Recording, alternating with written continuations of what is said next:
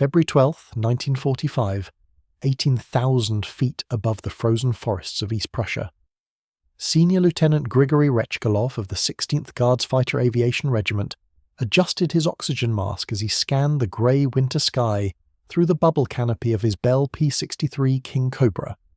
The American-built fighter, painted in Soviet green and bearing red stars on its wings, hummed with the distinctive sound of its Allison V-1710 engine mounted behind the cockpit. Below him, a column of German vehicles crawled westward, retreating before the advancing Red Army. Rechkalov, already an ace with 56 confirmed victories, was about to add another mission to his tally, but not in the way American designers had intended.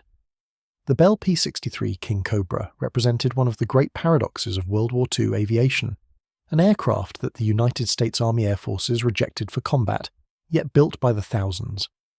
A fighter designed to dominate the skies over Europe and the Pacific, yet never fired a shot in anger for America. A machine that Soviet pilots flew into battle, while American pilots used identical aircraft as flying targets in training exercises. This is the story of an orphan fighter, a weapon without a war, and how geopolitics, timing, and industrial momentum created an aircraft that fought for Stalin while serving as a punching bag for Patton's pilots. The contradiction begins with its very existence, born from the success and failure of its predecessor, the P-39 Airacobra. The Bell P-39 Airacobra had been controversial from its first flight in April 1938. Larry Bell, founder of Bell Aircraft Corporation, had commissioned Robert Woods and Harlan Poyer to design a revolutionary fighter around a radical concept. Place the engine behind the pilot, driving the propeller through an extension shaft running beneath the cockpit floor. This unusual configuration freed up the nose for heavy armament, including a 37mm cannon firing through the propeller hub. The design was elegant in theory. By positioning the 150 horsepower Allison engine near the aircraft's center of gravity, the P-39 achieved excellent handling characteristics. The nose-mounted cannon, borrowed from the American Armament Corporation's anti-tank gun, could theoretically destroy any aircraft or light vehicle with a single hit. The tricycle landing gear, almost unheard of in 1938, made ground handling safer and improved visibility during taxi and takeoff. But theory collided with reality when the Army Air Corps removed the turbo-supercharger from the production design in 1940. The stated reason was drag reduction. The actual reasons involved political maneuvering, budget constraints, and a fundamental misunderstanding of where air combat would occur. Without the turbo-supercharger, the P-39's Allison engine gasped for air above 15,000 feet. At the altitudes where European air combat took place, typically between 20,000 and 30,000 feet, the Airacobra was a sitting duck. Against German Messerschmitt Bf 109s and Focke-Wulf FW-190s, optimized for high-altitude combat, American and British pilots in P-39s fought at a severe disadvantage. The British, who received the first production Airacobras under Lend-Lease in 1941, tested them and promptly rejected them for combat over Europe. The Royal Air Force report was damning: insufficient high-altitude performance, inadequate rate of climb above 15,000 feet, armament unreliable, cabin fumes excessive. One RAF test pilot noted that the aircraft handled beautifully, but would get you killed against the Luftwaffe. The Americans who flew P-39s in the Southwest Pacific and Mediterranean theatres confirmed the British assessment. In New Guinea, P-39 units suffered heavy losses against Japanese fighters. In North Africa, pilots requested literally anything else. One pilot wrote to his family that the P-39 was a beautiful aircraft to fly and a terrible aircraft to fight in. But something strange happened. The Soviets, who received P-39s starting in late 1941, loved them. Soviet pilots on the Eastern Front, where air combat often occurred at lower altitudes, found the Airacobra's characteristics perfectly suited to their needs. The heavy nose cannon devastated German bombers. The good low-altitude performance matched Soviet tactical doctrine. The aircraft's rugged construction survived rough field conditions. Soviet ace Alexander Pokrishkin, who would end the war with 59 victories, flew the P-39 almost exclusively and praised it effusively. By 1943, Bell Aircraft Corporation found itself in a peculiar position. The US military didn't particularly want the P-39 for American units, preferring P-38s, P-47s, and the emerging P-51. Yet production continued at full capacity because the Soviets wanted every Airacobra Bell could build. Nearly 5,000 P-39s would eventually go to the Soviet Union, where they became one of the most successful fighters of the Eastern Front. It was against this background that Bell proposed an improved version. If the Soviets loved the P-39, surely they would love an even better P-39. The project that became the P-63 Kingcobra began in 1941 as Bell studied ways to address the Airacobra's limitations. Chief designer Robert Woods and his team examined every aspect of the design. The fundamental mid-engine configuration would remain, proven sound despite its unconventionality. But everything else was open for improvement. The most obvious limitation was high-altitude performance. Woods wanted to restore the turbo-supercharger that had been deleted from the P-39, but the Army Air Forces showed little interest. The military was already committed to other high-altitude fighters, and Bell lacked the political influence to change minds. Instead, Woods focused on what could be improved within the existing engine configuration.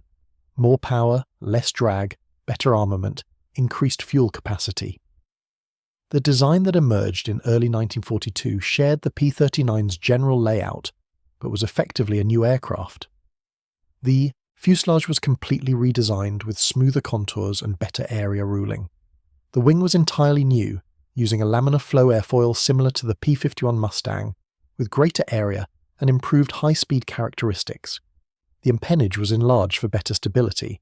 The cockpit was redesigned with a bubble canopy providing superior visibility. Most significantly, the new design would use the more powerful Allison V1710D47 engine, producing 1,325 horsepower, later upgraded to the V1710-93, producing 1,800 horsepower with water injection.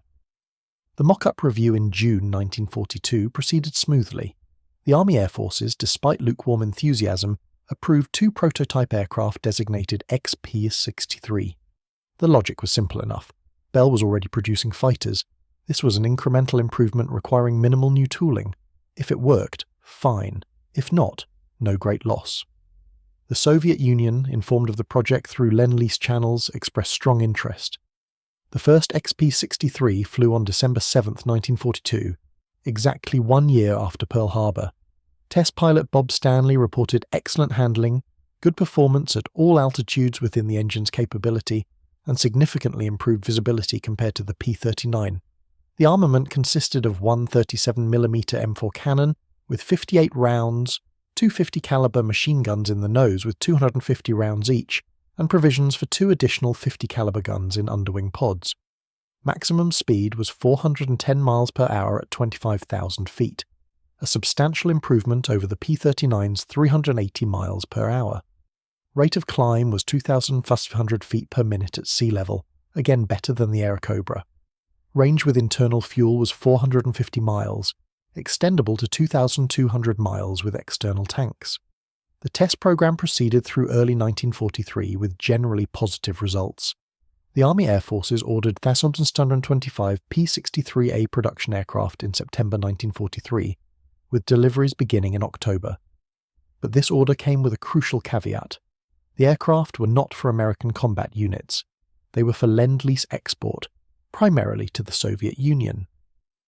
The reasoning behind this decision reveals much about American strategic thinking in 1943.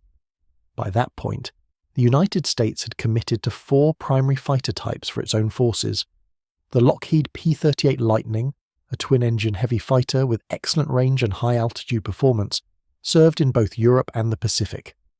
The Republic P-47 Thunderbolt, a massive single-engine fighter with extraordinary firepower and durability, was becoming the dominant fighter bomber in Europe.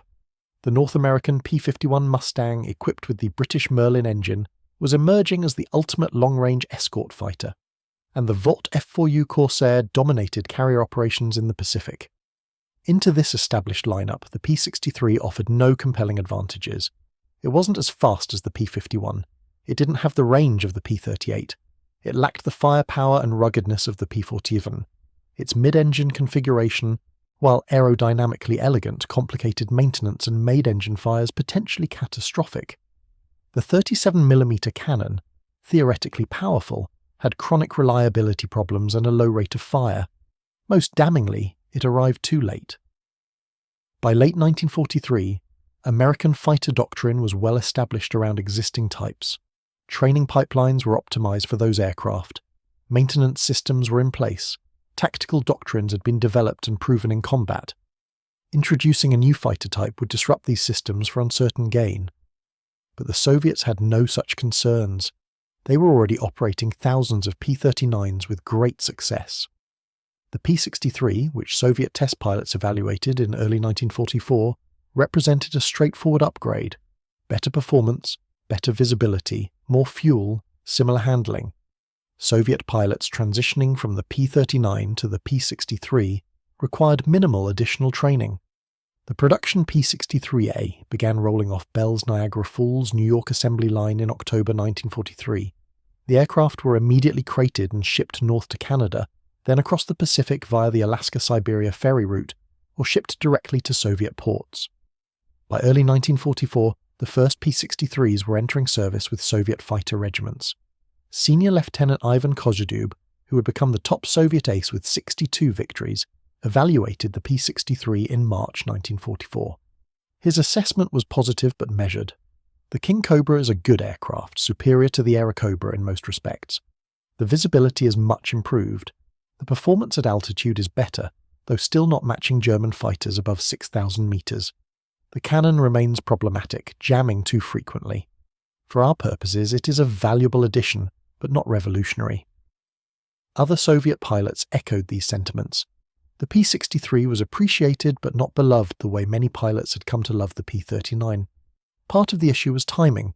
By 1944, the Soviet aviation industry was producing excellent indigenous fighters. The Yakovlev Yak-3, arguably the best Soviet fighter of the war, was entering service. The Lavochkin LS-7, flown by many top Soviet aces, was proving superior to German fighters at low and medium altitudes. The Kingcobra, arriving in this environment, competed not just with German aircraft but with improving Soviet designs. Nevertheless, the P-63s saw extensive service. Soviet records indicate that at least 2,297 Kingcobras were delivered to the USSR during the war, though the exact number remains disputed due to incomplete records. These aircraft equipped numerous fighter regiments, particularly in 1944 and 1945. The combat employment of Soviet P-63s differed significantly from how American planners had envisioned the aircraft would be used. Soviet doctrine emphasized ground attack and low-altitude combat more than the high-altitude bomber escort missions that dominated American thinking.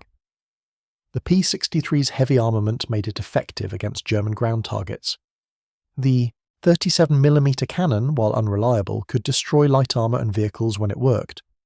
The 450 caliber machine guns provided excellent firepower against soft targets. Soviet pilots developed tactics that maximized these strengths. The typical Soviet P-63 mission involved fighter sweep at low to medium altitude, ground attack against targets of opportunity, and air combat when German fighters appeared. This mixed-role employment suited Soviet operational needs in 1944 and 1945 as the Red Army advanced westward. Senior Lieutenant Nikolai Gulayev, an ace with 55 victories, flew both P-39s and P-63s. He described the Kingcobra's role in a 1945 interview. "We use the American fighters differently than they would. We are not escorting bombers at high altitude. We are supporting the advancing army, attacking German columns, shooting up airfields, fighting German fighters when they try to stop us. For this, the Kingcobra is quite good. It carries bombs, fires rockets, and can defend itself. The cannon is frustrating when it jams, but when it fires, it destroys anything it hits." Air-to-air combat in the P-63 presented both opportunities and challenges. The aircraft's performance at medium altitudes, between 10,000 and 20,000 feet, was competitive with most German fighters by 1944. The Bf-109G, still Germany's most numerous fighter, had roughly similar speed and climb performance to the P-63 in this altitude band. The Fw-190A, Germany's best low-altitude fighter, was slightly faster but less maneuverable. Where the Kingcobra excelled was in turning combat. The laminar flow wing and relatively low wing loading gave it excellent turn performance. Soviet pilots discovered they could often outturn German fighters in sustained engagements. The 450 caliber machine guns, though lacking the punch of German 20mm cannon, were reliable and provided sustained fire. But the 37mm cannon remained a constant source of frustration.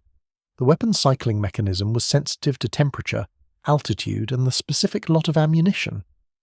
Jamming rates of 20 to 30% were common. Many pilots simply stopped using the cannon, relying on the machine guns instead. This effectively reduced the Kingcobra's firepower advantage to that of a standard American fighter. The aircraft's mid-engine configuration created vulnerabilities. A single hit to the engine or the long extension shaft could be catastrophic. German pilots learned that attacking from below, where the extension shaft was most vulnerable, often resulted in quick kills. The fuel tanks located in the wings and fuselage were self-sealing, but their complex routing created fire hazards. Soviet maintenance crews struggled with the P-63's complexity. The Allison engine, while powerful, required careful maintenance and high-quality oil. Soviet field conditions in 1944 and 1945, as the war moved into Poland and Germany, were harsh. Mud, snow, and cold challenged ground crews trained on simpler Soviet radial engines. The extension shaft required precise alignment and regular inspection. The cannon needed constant attention. Spare parts arrived irregularly. Despite these challenges, the P-63 served capably in its assigned role. Soviet records, while incomplete, indicate that Kingcobras participated in major operations, including the Vistula-Oder offensive of January 1945 and the final assault on Berlin in April 1945. The aircraft proved particularly effective in fighter-bomber missions against German transport. One Soviet after-action report from March 1945 described a P-63 attack on a German truck convoy near Kustrin. 8 Kingcobras armed with bombs and rockets destroyed or damaged 23 vehicles in a single pass. The report noted good accuracy and minimal losses, one aircraft damaged by ground fire but returned to base. Air combat victories for the P-63 were more difficult to document. Soviet victory confirmation systems were inconsistent, and many records were lost or destroyed. However, scattered reports indicate P-63s scored aerial victories throughout 1944 and 1945. One of the better documented cases involved Captain Pavel Kutakov, later a Marshal of Aviation, who claimed 3 FW-190s destroyed in his Kingcobra during April 1945 operations over Berlin. German records make almost no specific mention of the P-63. To Luftwaffe pilots, it was simply another American-built fighter in Soviet service, difficult to distinguish from the more numerous P-39 in the chaos of combat. German intelligence reports from 1944 noted the arrival of improved American fighters on the Eastern Front but focused more on performance characteristics than specific type identification. One captured Luftwaffe pilot, interrogated in June 1945, mentioned the newer American fighters with the bubble canopy, but could not distinguish them from other types. They all have the same nose cannon that fires slowly, he reported. Some seem faster than others. That is all I can say. While Soviet pilots flew the P-63 in combat, the same aircraft served a completely different purpose in the United States. The Army Air Forces had discovered an ingenious use for the fighters it didn't need.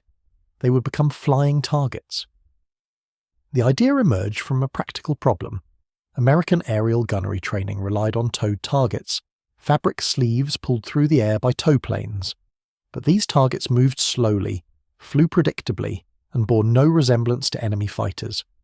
Bomber gunners trained against towed targets arrived in combat unprepared for the speed, maneuverability, and aggression of German and Japanese fighters. The solution was obvious: use actual fighters as targets. But that created a new problem. How do you shoot at a manned aircraft without killing the pilot? Bell Aircraft, seeking to utilize the P-63s that American combat units didn't want, proposed an answer. They would modify Kingcobras into armored target aircraft, capable of absorbing direct hits from frangible training ammunition. The project, designated RP-63, stood for Restricted Purpose. Pilots called them pinballs. The conversion was extensive. Over a ton of armor plating was added to the aircraft, covering all vital areas. The cockpit was encased in thick armor. The engine was surrounded by protective plating. The propeller blades were reinforced. The canopy used thick bulletproof glass. Most ingeniously, an electrical contact system was installed across the airframe. When a frangible training bullet struck the aircraft and disintegrated as designed, it completed an electrical circuit triggering bright lights on the wingtips and tail. The pilot knew he had been hit. The gunner knew he had scored. Scoring became visual and immediate. The system worked brilliantly. Bomber crews could now train against realistic targets performing realistic attacks. Fighter pilots could practice deflection shooting against maneuvering opponents. The frangible ammunition, made from compressed lead powder and wax, broke apart on impact, leaving marks on the armour but causing no structural damage. 300 P-63s were converted to RP-63A and RP-63G configuration between 1944 and 1945. They served at gunnery training bases across the United States. Pilots who flew them reported the experience was surreal. You're flying a fighter making attack runs on bombers, and they're shooting at you with live ammunition. The hits sound like hail on a tin roof. The lights flash constantly during good runs. You know intellectually that the bullets can't penetrate, but your instincts scream that you're taking fire. It required a particular kind of courage or insanity. Lieutenant James McCarty, who flew RP-63s at Laredo Army Airfield in Texas, described a typical training mission. You approach the bomber formation from the sun if possible, just like a real attack. You're close to about 500 yards and start your firing pass. The gunners open up. You hear the hits immediately, bang, bang, bang, rapid fire. The lights flash. You press the attack to 200 yards, then break away. Your heart is pounding even though you know the armour will hold. Some days you take 200 hits in an hour. The psychological aspect was real. Several pinball pilots refused to continue after experiencing particularly heavy fire. The sound and vibration of repeated impacts, even knowing the armour was effective, proved too much. The Army Air Forces eventually offered additional pay for pinball duty, recognising the unique stress involved. The RP-63 program was successful enough that it continued after the war. The Air Force used pinballs for gunnery training into the early 1950s, making the P-63 one of the longest-serving aircraft of its generation in American service, albeit in a role its designers never imagined. While American P-63s served as targets and Soviet Kingcobras fought in Europe, a small number saw combat in an unexpected theatre. The Free French Air Force received approximately 300 P-63s starting in early 1945. These aircraft equipped several French fighter groups operating in support of the final campaigns in Germany and the occupation of Austria. French pilots, many of whom had flown American aircraft since 1943, evaluated the Kingcobra against the P-47s and P-51s they already operated. The assessment was mixed. The French appreciated the P-63's handling characteristics and found it pleasant to fly, but they noted, as everyone did, that it offered no significant advantages over aircraft already in service.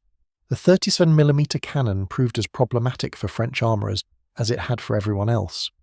French P-63s saw limited combat in the war's final weeks. Most missions involved ground attack and armed reconnaissance in southern Germany and Austria. One French squadron reported using Kingcobras to strafe retreating German columns in Bavaria in late April 1945. The after-action report noted effective destruction of vehicles but also complained about cannon reliability. The Free French continued operating P-63s after the war, using them in occupation duties until 1949. Some aircraft were later transferred to the new French Air Force and served in North Africa. A few even saw combat in the early stages of the First Indochina War before being replaced by more modern jets. The third nation to receive P-63s was Honduras, which acquired 12 aircraft in late 1945 through military aid.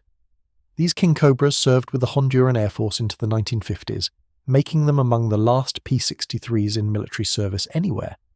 Their operational history consisted primarily of training flights and the occasional border patrol. One aircraft reportedly saw action in a brief border skirmish with Nicaragua in 1957, making it possibly the last P-63 to fire its guns in anger. Back in the United States, the P-63's most significant contribution to American aviation came not from combat or training, but from technology development. Bell used the Kingcobra as a testbed for numerous experimental systems. Several P-63s were modified with early jet engines, creating hybrid propeller jet aircraft. These experiments provided valuable data for pure jet development. Other P-63s tested swept wings, laminar flow research, and advanced propeller designs. One P-63, designated XP-63H, was modified with a 2,000 horsepower Allison engine and achieved speeds approaching 450 miles per hour in 1945, among the fastest piston aircraft of the era. Another became a test vehicle for rocket-assisted takeoff systems. The Cold War brought new purpose to some surviving P-63s. In the early 1950s, Bell proposed converting stored Kingcobras into unmanned target drones. Several dozen were modified with radio control systems and used for surface-to-air missile tests and air-to-air missile development.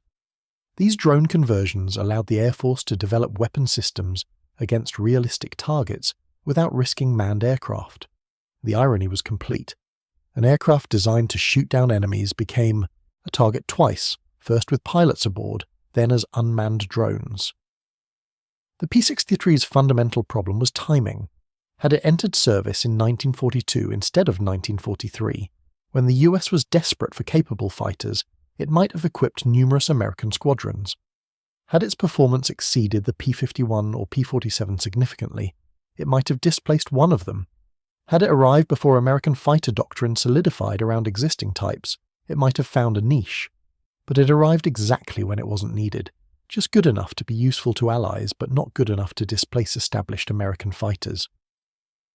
Production continued through 1945 despite limited American interest, because the industrial momentum was unstoppable. The Niagara Falls plant employed thousands of workers.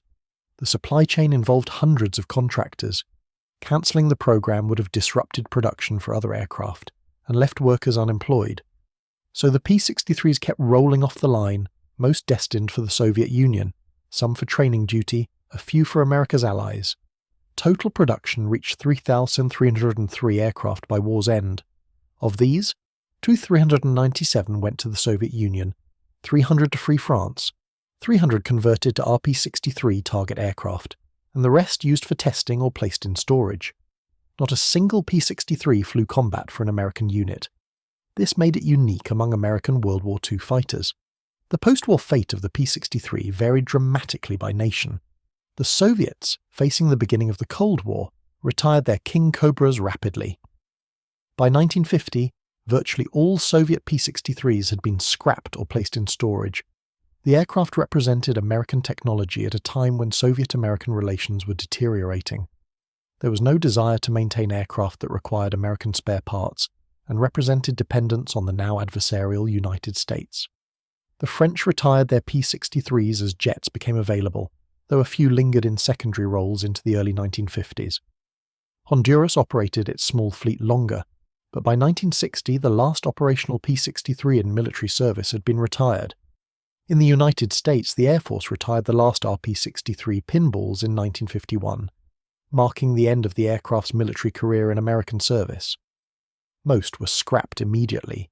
The aluminum was valuable, and there was no sentiment about preserving aircraft that had never seen American combat. The P-63's historical legacy is complicated by its contradictions. It was produced in large numbers but never achieved significance. It was a capable aircraft that arrived when capability wasn't enough. It fought in a major theatre but has been largely forgotten in Western histories of the air war. Soviet histories mention it, but usually as a footnote to the P-39, which Soviet pilots preferred. The aircraft's technical achievements were real. The laminar flow wing was advanced for its time. The mid-engine configuration, while complex, demonstrated that unconventional layouts could work. The overall performance was solid, even if not outstanding, but technical achievement without strategic impact is just engineering exercise. What the P-63 story really illuminates is the complexity of weapon system development during World War II. The path from concept to combat was neither linear nor predictable. Political factors mattered as much as performance. Industrial momentum often trumped rational planning. Alliance politics determined deployment as much as military requirements. The aircraft also demonstrated the maturity of American industrial capacity by 1943. The United States could afford to mass-produce a capable fighter that its own forces didn't need, simply to supply allies and fulfill training requirements. This abundance, unimaginable to Germany or Japan struggling with resource shortages, represented America's overwhelming material advantage. For Bell Aircraft, the P-63 was simultaneously a success and a disappointment. The company produced thousands of aircraft and kept its workforce employed throughout the war, but it never achieved the recognition that came with producing a frontline American fighter. Bell would go on to pioneer helicopter development and later produce rocket engines, but the P-63 remained an orphan in the company's history. For the pilots who flew it, Opinions varied widely. Soviet pilots generally regarded it as a useful aircraft with frustrating limitations. American pinball pilots remember it as the aircraft that shot at them. French pilots saw it as an interim type between wartime American fighters and post-war jets. Test pilots appreciated its handling but understood why it never entered frontline American service. The few surviving P-63s today are museum pieces and warbird restorations. Perhaps 24 airworthy examples exist worldwide, treasured by collectors and aviation enthusiasts. They appear at air shows where their distinctive profile and unusual engine configuration attract attention. Pilots who fly restored P-63s universally praise the handling characteristics, but note the complexity of maintaining the mid-engine layout and the temperamental nature of the 37mm cannon when installations include it. The irony of the P-63's story is that its greatest success came from its failure to succeed. By not displacing American frontline fighters, it became available for Lend-Lease in numbers that might not have been possible otherwise. By not being committed to critical missions, it could be used for training in ways frontline aircraft could not. By arriving too late, it avoided the heavy losses that plagued earlier aircraft entering combat before tactics and training matured. In the grand narrative of World War II aviation, the P-63 Kingcobra occupies an odd space. It cannot claim to have won any decisive battles. No major ace flew it exclusively.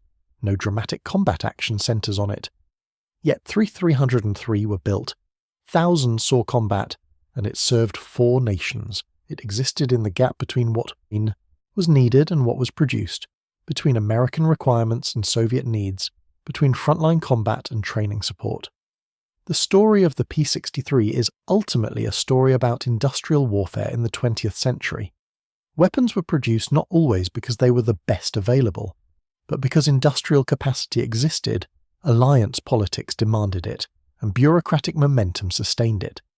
The aircraft that emerged from these forces were often capable, sometimes excellent, but not always necessary. For the men who flew it in combat, the P-63 was simply another tool. Soviet pilots used it to attack German forces because it was available and reasonably effective. They did not love it the way they loved some aircraft or hate it the way they despised others. It was adequate, which in war is sometimes enough. The P-63 Kingcobra was a fighter without a war to fight. At least not the war it was designed for.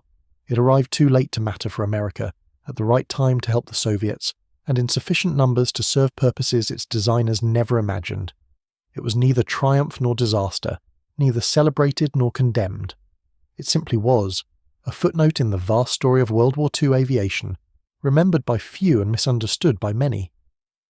The final irony belongs to those surviving aircraft in museums and private collections. They represent enormous industrial achievement, thousands of hours of engineering work, complex manufacturing processes, and capable performance.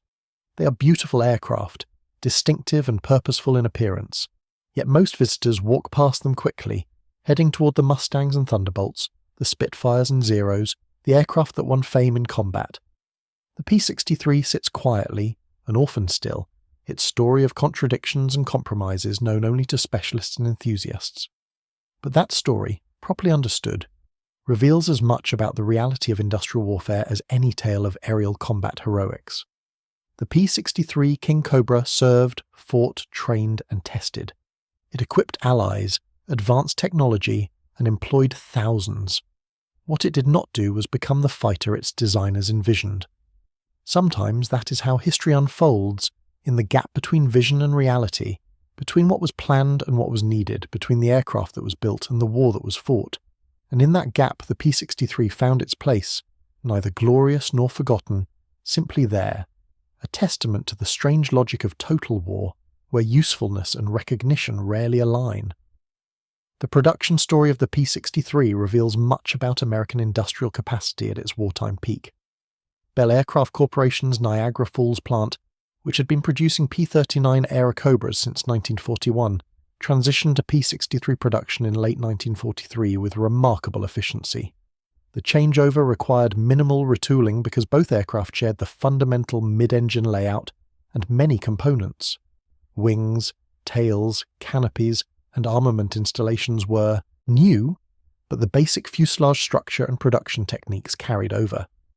This continuity allowed Bell to maintain production momentum without the usual delays associated with introducing entirely new aircraft types. By early 1944, the Niagara Falls plant was producing 15 P-63s daily, an impressive rate for a complex single-engine fighter.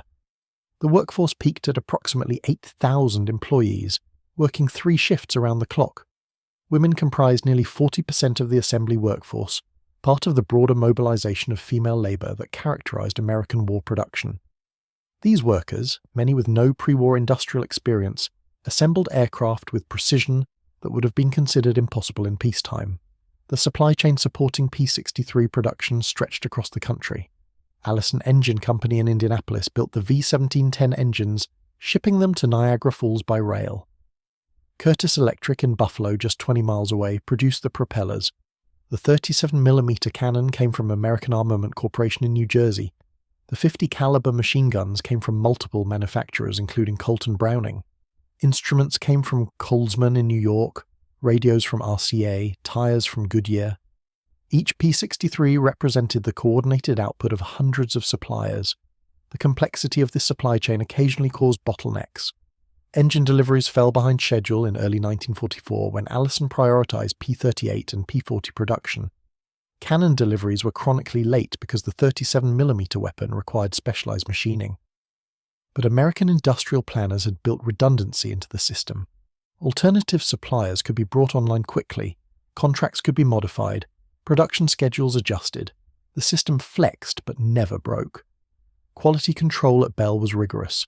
Each P-63 underwent multiple inspections during assembly. After completion, test pilots flew every aircraft through a standardized acceptance routine that included maximum speed dives, aerobatic maneuvers, and weapon systems checks. Aircraft that failed any test went back to the production line for correction.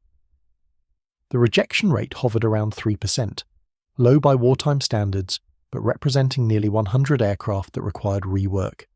The accepted aircraft were then prepared for delivery. Those destined for the Soviet Union received special winterization modifications, including engine heaters, improved cold weather lubricants, and additional cockpit insulation. Soviet liaison officers stationed at Niagara Falls inspected each aircraft before acceptance. Their standards were exacting, sometimes more demanding than American military inspectors.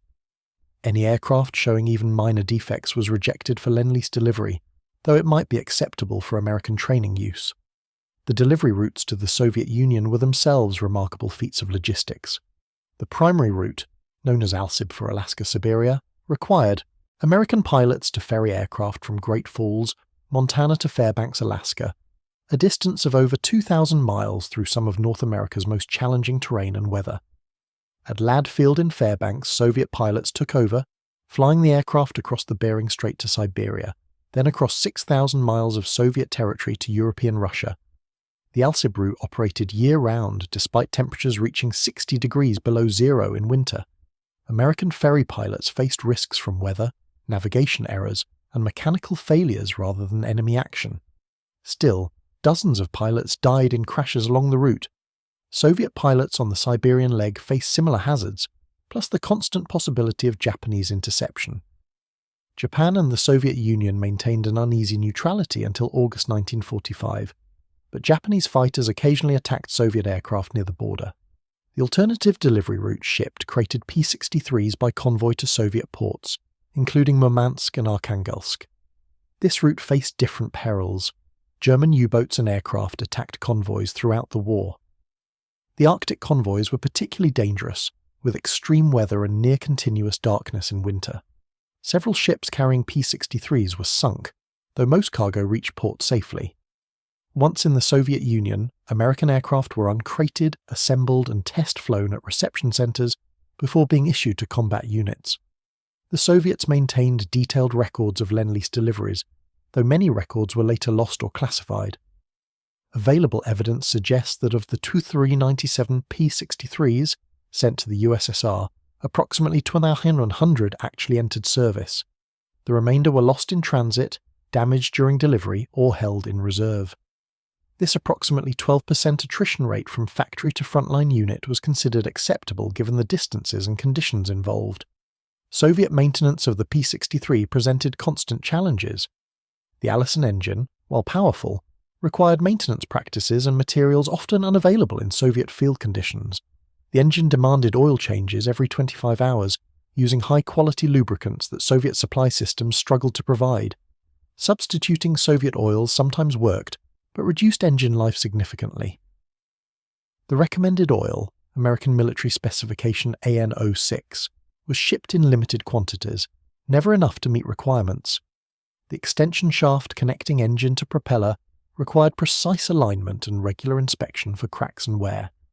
Soviet maintenance crews, trained on simpler radial engine fighters, found the shaft intimidating.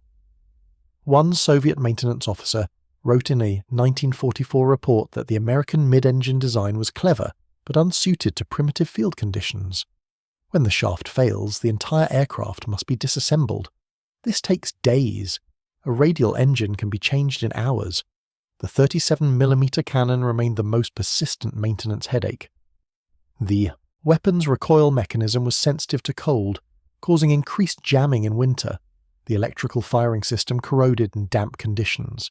The feed mechanism jammed if ammunition was slightly out of specification, which Soviet-manufactured 37mm rounds often were. American ammunition shipped with the aircraft was reliable, but exhausted quickly in combat use. Soviet armourers tried various solutions, including modified feed springs, improved electrical contacts, and careful ammunition sorting, but jamming remained common. Despite these difficulties, Soviet ground crews kept the P-63 flying. Their ingenuity in improvising repairs and modifications with limited resources demonstrated the adaptability forced by necessity. Field modifications included simplified cannon feed mechanisms that reduced jamming at the cost of slightly lower rate of fire, reinforced tailwheel assemblies that better handled rough Soviet airfields, and improved cockpit heating systems for winter operations. The Soviet pilot perspective on the P-63 was more nuanced than simple acceptance or rejection. The aircraft had clear strengths and weaknesses, and Soviet aviators evaluated it pragmatically against their operational requirements. Senior Lieutenant Alexander Klubov, who flew both P-39s and P-63s with the 100th Guards Fighter Aviation Regiment, left a detailed comparison in his wartime journal. The Kingcobra is faster than the Airacobra, especially above 5,000 meters. The bubble canopy provides much better visibility, critical in combat. The additional fuel capacity extends our operational radius significantly. These are real advantages. However, Klubov continued, the aircraft is also heavier and less agile than the Airacobra at low altitude.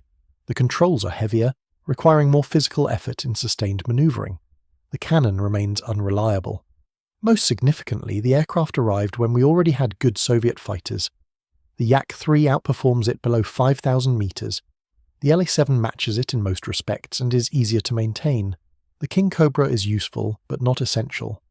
This assessment captured the broader Soviet view. The P-63 was a capable supplementary fighter, but not a decisive weapon. It filled gaps in Soviet fighter strength during 1944 and 1945, when aircraft production struggled to keep pace with losses and expansion. But it did not dominate Soviet aviation the way the P-39 had in 1942 and 1943, when Soviet industry was still recovering from the disasters of 1941. The tactical employment of Soviet P-63s evolved as pilots gained experience with the aircraft. Initial doctrine treated the Kingcobra as a direct P-39 replacement, using identical tactics and formations, but the P-63's different performance characteristics required adjustments. The aircraft's better high-altitude performance allowed operations above 6,000 meters, where earlier P-39s struggled. Soviet commanders began assigning P-63 units to higher altitude missions, particularly bomber escort and interception of German reconnaissance aircraft. The improved visibility from the bubble canopy made the P-63 valuable for ground attack missions, where spotting targets was critical. Soviet pilots reported being able to identify vehicle types and even individual soldiers from 2,000 meters, impossible in the greenhouse canopy of the P-39. This visibility advantage translated directly to improved accuracy in strafing and bombing attacks. One particularly effective Soviet tactic combined P-63s with indigenous fighters in mixed formations. Yak-3s or La-7s would fly low cover, while P-63s maintained position 1,000 to 2,000 meters higher. When German fighters appeared, the Soviet low fighters would engage, drawing the Germans into turning combat where Soviet aircraft excelled. The P-63s would then dive from above, using their superior speed and firepower to attack distracted German fighters. This tactic, developed through trial and error during summer 1944, proved successful enough that several Soviet fighter divisions standardized it. The ground attack role increasingly dominated P-63 operations in 1945. As the Red Army advanced into Germany, Soviet aviation focused more on supporting ground operations than achieving air superiority. The Luftwaffe, crippled by fuel shortages and heavy losses, posed declining threat. German ground forces, retreating in disorder, presented abundant targets. The P-63's combination of bombs, rockets and guns made it effective in this environment. Soviet records document numerous P-63 ground attack missions during the final campaigns. A typical mission report from March 1945 describes 8 Kingcobras attacking German positions near Stettin. Each aircraft carried 2 250-kilogram bombs and 10 rockets. The formation divided into 2 groups, one suppressing anti-aircraft fire with rockets and gunfire, while the other bombed German artillery positions. The report claimed 4 artillery pieces destroyed, 2 damaged, and numerous casualties inflicted, for the loss of 1 P-63 damaged by ground fire but recovered. The psychological impact of air attack loomed large in these final months. German ground troops, long accustomed to Allied air superiority, had developed deep fear of fighter bombers. The appearance of any Allied aircraft triggered panic and disrupted operations. Whether the attacking aircraft was a P-47, P-63, or Soviet-built fighter mattered little to soldiers on the receiving end. All represented death from above against which they had no defence. German anti-aircraft defences by 1945 were thin and poorly supplied. Ammunition shortages meant guns often held fire until aircraft came very close, allowing skilled pilots to attack and escape before effective fire began. Experienced German flak crews had largely been killed or transferred to other fronts. Young replacements lacked the tracking skills and fire discipline of veterans. This decline in German air defences made ground attack missions progressively less dangerous for Allied pilots, though the threat never disappeared entirely. The end of the war in Europe in May 1945 found approximately 1,200 P-63s in Soviet service, scattered across dozens of fighter regiments. The aircraft had performed adequately, if not spectacularly. Soviet loss records are incomplete, but available evidence suggests roughly 1,000 P-63s were lost to all causes during 1944 and 1945, a loss rate comparable to other Soviet fighters operating in similar roles. The immediate post-war period saw rapid retirement of Lend-Lease aircraft from Soviet service. The deteriorating relationship with the United States made dependence on American spare parts strategically unacceptable. Moreover, Soviet aircraft industry was producing jets that made all piston fighters obsolescent. The MiG-9 and Yak-15 first-generation Soviet jets entered service in 1946. While primitive by later standards, they represented the future. Piston fighters like the P-63 were the past. The Soviet government faced a diplomatic dilemma regarding Lend-Lease aircraft. Under the Lend-Lease agreement, equipment used in combat did not require payment, but surviving equipment was supposed to be returned or purchased. The Soviets, economically devastated by the war and politically hostile to the United States, had no intention of returning aircraft or paying for them. Most P-63s still in service in 1946 were simply scrapped or abandoned. A few ended up as instructional airframes at Soviet aviation schools. None were preserved in museums, reflecting both the aircraft's foreign origin and Soviet desire to emphasize indigenous achievements in the Great Patriotic War. This wholesale destruction of Soviet P-63s after the war has made historical research difficult. Few photographs exist. Combat reports are scattered and incomplete. Soviet veterans who flew the aircraft are now deceased. The Russian aviation history community has attempted to reconstruct P-63 operations from fragmentary records, but significant gaps remain. The irony is sharp. Thousands of P-63s fought for the Soviet Union, but their history is less documented than aircraft that served in much smaller numbers. The American experience with the P-63 diverged completely from Soviet combat use. The RP-63 pinball program, which began in 1944, represented one of the most unusual aircraft applications in aviation history. The concept of using manned fighters as gunnery targets was not entirely new. The British had experimented with armoured target aircraft in the 1930s, but the scale and sophistication of the American program was unprecedented. The conversion from P-63A fighter to RP-63A pinball required extensive modification. The base aircraft was stripped of all combat equipment including guns, ammunition systems and combat radios. Then the armouring process began. Quarter-inch steel plate covered the entire fuselage. The cockpit received half-inch armour on all sides. The engine bay was lined with protective plating. The propeller blades received leading-edge armour. The canopy used 2-inch thick bulletproof glass, so heavy it required reinforced mounting points. Total armour weight exceeded 2,000 pounds, plus another 500 pounds of electrical systems for the hit detection system. The hit detection system was ingenious. Copper contacts were embedded across the airframe in a grid pattern. Frangible training ammunition contained small copper particles. When a bullet struck the aircraft and disintegrated, the copper particles completed circuits between the embedded contacts, triggering the indicator lights. The system could distinguish multiple, simultaneous hits and count total hits per training session. Pilots received a running count of hits through cockpit indicators, allowing them to adjust their attack profiles to simulate more or less vulnerable targets. The frangible ammunition deserved recognition as a marvel of ammunition engineering. Each bullet consisted of compressed lead powder, bound with plastic or wax, formed to 50 caliber dimensions. Upon impact with the armour, the bullet disintegrated completely into powder and fragments, dissipating its energy without penetrating.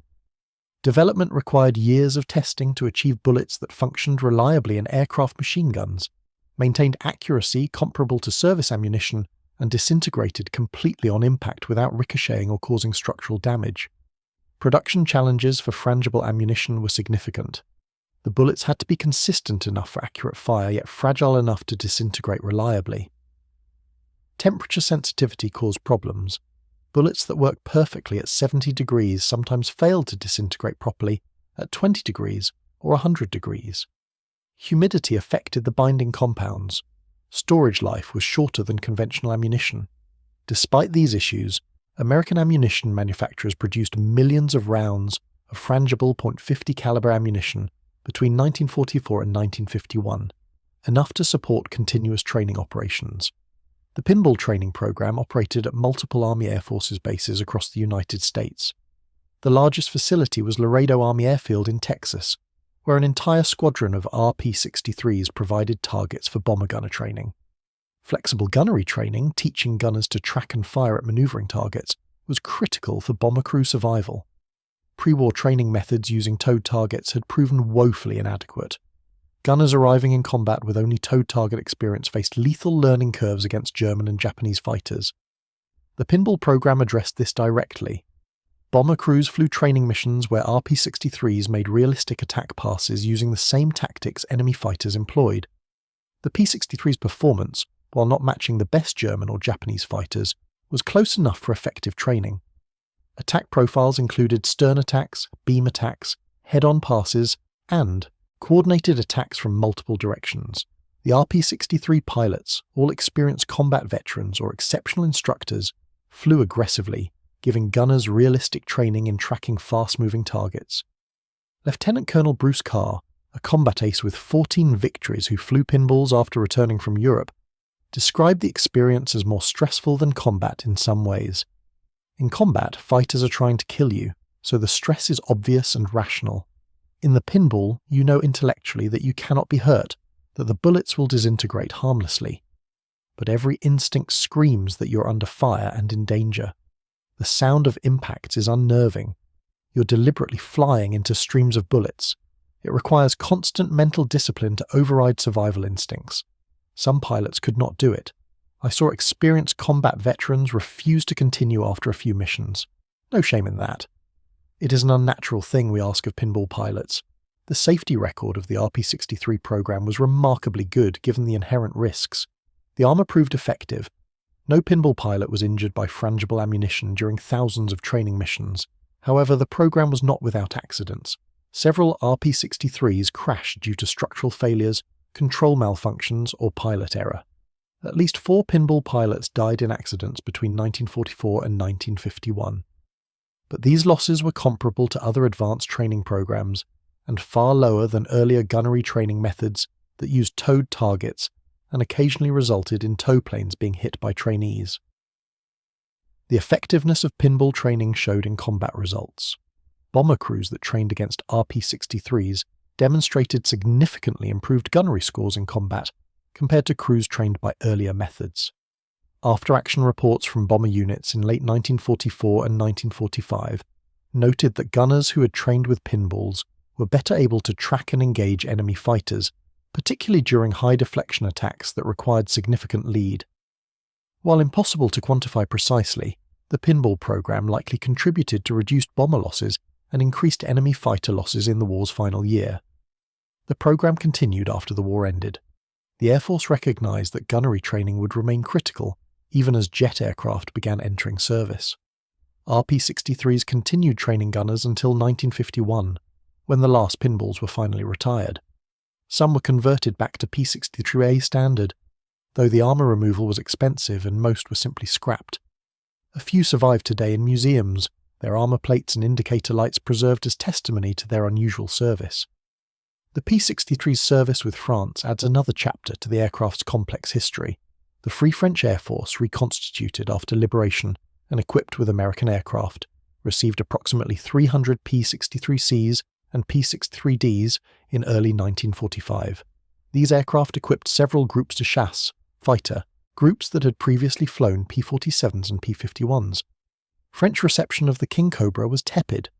The aircraft arrived when the war was nearly over, limiting opportunities for significant combat use. French pilots found it pleasant to fly but offered no advantages over P-47s they already operated. The 37mm cannon, problematic for Soviets and Americans, proved equally unreliable in French service. French P-63 operations in March, April and May 1945 consisted primarily of ground attack missions in southern Germany and occupation duties in Austria. Combat reports are sparse but indicate routine operations without noteworthy engagements. One French pilot noted in a letter home that they were flying missions because there were missions to fly, not because the missions achieved anything significant. The war was clearly ending. We were just making certain the Germans understood it was truly over. Post-war, the French continued operating P-63s longer than the Soviets, partly because France lacked an indigenous fighter industry and depended on foreign aircraft. Some P-63s served in occupation duties in Germany until 1948. Others were transferred to North Africa, where they equipped units in Algeria and Morocco.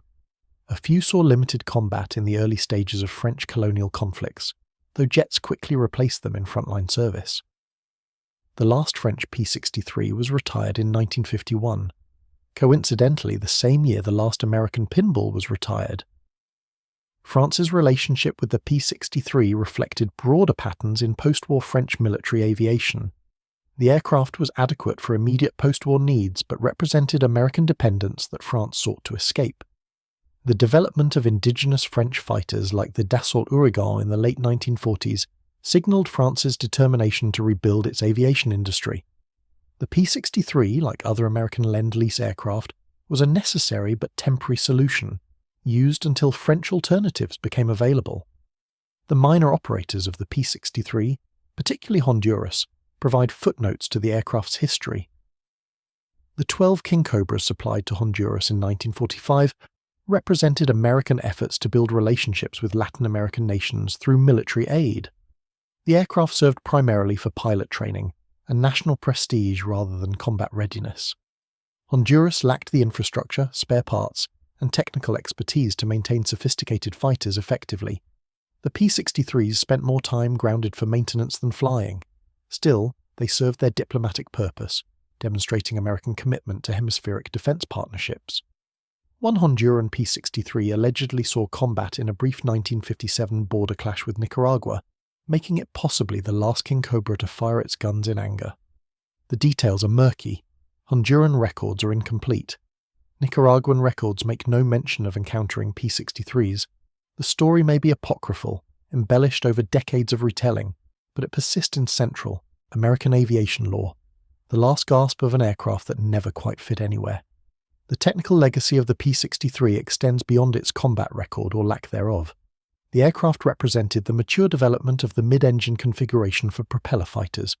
Bell Aircraft's engineers had refined the concept through successive designs, from the XP-39 prototype through P-39 variants to the P-63. Each iteration improved the installation, reduced mechanical complexity, and enhanced reliability.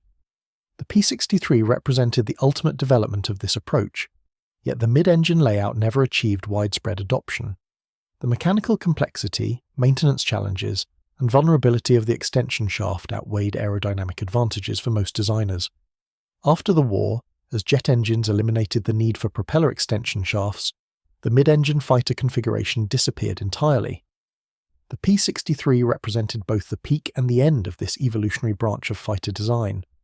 The laminar flow wing developed for the P-63 had more lasting impact. The same aerodynamic principles used in the P-63's wing influenced post-war aircraft design. The understanding of laminar flow, boundary layer control, and drag reduction informed jet fighter development in the late 1940s and 1950s. Bell's research, conducted partly on P-63 test aircraft, contributed to the broader aerodynamic knowledge base that enabled supersonic flight.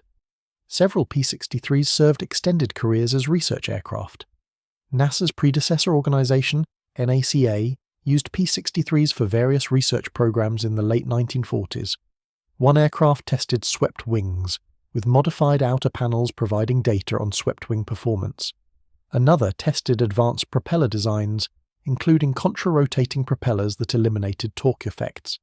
These experiments, while not achieving dramatic breakthroughs, added incrementally to aerodynamic knowledge.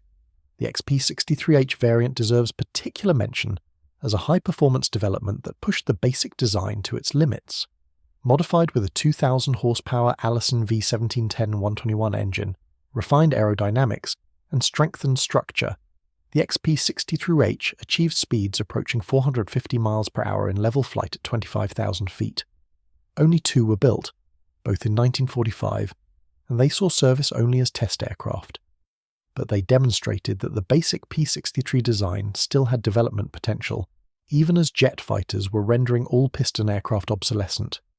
The question of whether the P-63 could have succeeded in American combat service if deployed remains speculative but interesting.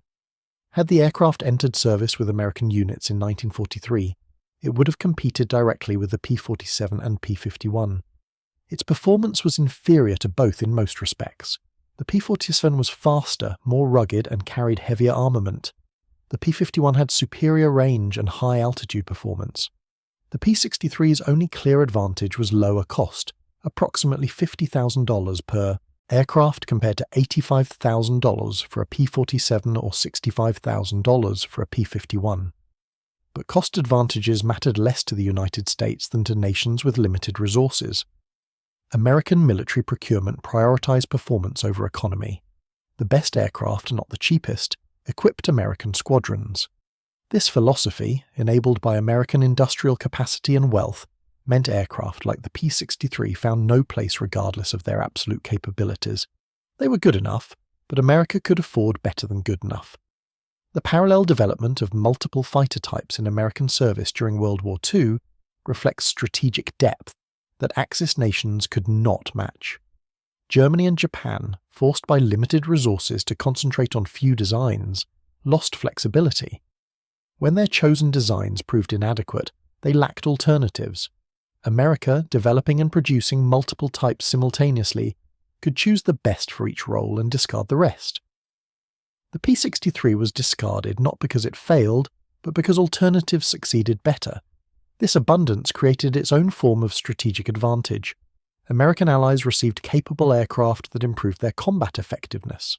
Soviet P-63s, French P-63s, even Honduran P-63s contributed to American strategic goals, even though no American pilot flew them in combat. The industrial capacity to produce weapons America did not need, but allies could use, represented a form of power projection, as significant as the weapons themselves. The P-63's story also illuminates the human dimension of weapon system development. Thousands of Bell workers built aircraft they knew would never serve American combat units.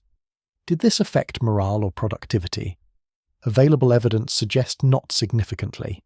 Workers understood they were supporting the war effort. Whether their aircraft went to Americans or Soviets mattered less than that they went to someone fighting the Axis. The paycheck also mattered. War work paid well by Depression-era standards, and workers grateful for employment asked few questions about ultimate disposition of their products. The test pilots who flew P-63s had mixed relationships with the aircraft. Bob Stanley, Bell's chief test pilot who flew the XP-63 prototype, believed the aircraft had been underrated and could have performed well in American service if given the chance. Others were less convinced, noting that the aircraft's shortcomings were real, even if exaggerated by its unfortunate timing. The pinball pilots developed a unique perspective, appreciating the aircraft's robust construction that protected them, while recognizing its combat role was literally to be shot at, not shoot back. Soviet pilots left the fullest record of P-63 combat experience, though much remains inaccessible in Russian archives. The available accounts paint a consistent picture. The P-63 was a useful aircraft that filled a gap during a critical period but never achieved the status of beloved or feared. It was workmanlike, adequate, sometimes frustrating, occasionally satisfying, but rarely inspiring. For pilots fighting for survival and national existence, such pragmatic assessment was appropriate. They needed weapons that worked, not weapons that excited them. The few Western historians who have studied Soviet P-63 operations note that the aircraft's contribution has been systematically understated in post-war Soviet accounts. This reflects broader Soviet efforts to minimize Western aid and emphasize indigenous achievement during the Great Patriotic War. Acknowledging that American aircraft fought alongside Soviet pilots complicates the narrative of Soviet self-reliant victory. Thus, the P-63, like other Lend-Lease equipment, becomes invisible in official histories even though thousands served. The collectors and warbird enthusiasts who preserve surviving P-63s today maintain the aircraft's physical legacy. Perhaps 24 airworthy examples exist worldwide, concentrated in the United States but with examples in Russia, France, and private collections elsewhere. These aircraft appear at air shows, providing public connection to a largely forgotten aircraft. The sight and sound of a P-63 in flight, the distinctive mid-engine layout visible in profile, the throaty Allison engine note, connects present to past in ways no amount of written history can match. The pilots who fly restored P-63s universally praise the handling characteristics. The aircraft is stable, responsive, and vice-free within its performance envelope. The visibility from the bubble canopy is outstanding. The controls are well harmonized. These positive characteristics explain why Bell and the Army Air Forces believed the aircraft had potential.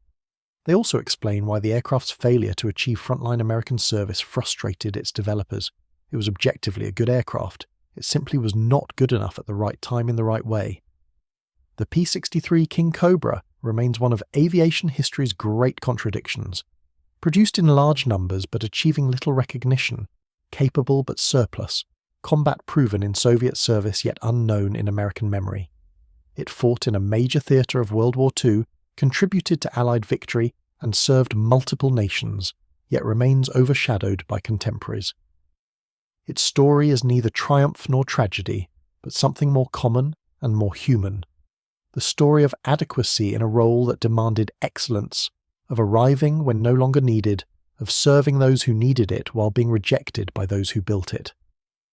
In this, the P-63 tells a truth about warfare, often obscured by focus on dramatic success and failure. Most weapons serve without glory, contribute without recognition, and disappear without memorial. They perform their function, fulfill their purpose, and pass into obscurity. The P-63 Kingcobra did exactly this, and in doing so became not the fighter that changed the war, but the fighter that showed how wars are actually fought, with whatever weapons are available by whoever needs them, in service of goals larger than any single aircraft. That may not be the dramatic story its designers hope to write, but it is an honest story, and perhaps a more important one.